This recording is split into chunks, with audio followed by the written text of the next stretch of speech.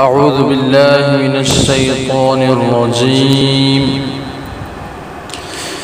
إن الذين آمنوا والذين هادوا والنصارى والصابئين من آمن بالله واليوم الآخر وعمل صالحا فلهم أجرهم عند ربهم فلا خوف عليهم ولا هم يحزنون.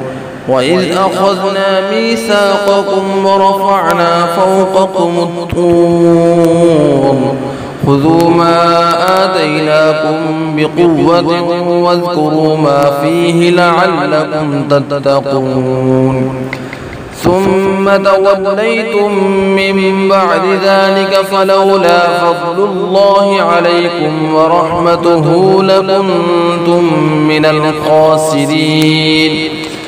ولقد علمتم الذين اعتدوا منكم في السبت فقلنا لهم كونوا قردة خاسئين فجعلناها نكالا لما بين يديها وما خلفها وموعظة للمتقين.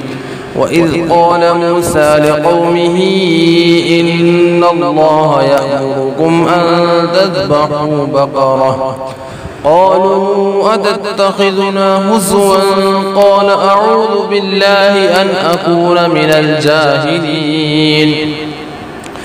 قالوا ادع لنا ربك يبين لنا ما هي قال إنه يقول إنها بقرة لا فارض ولا بكر عوان بين ذلك فافعلوا ما تؤمرون.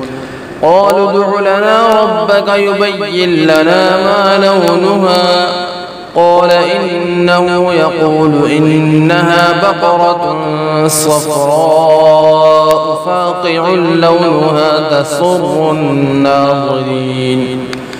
قالوا ادع لنا ربك يبين لنا ما هي إن البقرة شابه علينا وإنا إن شاء الله لمهتدون.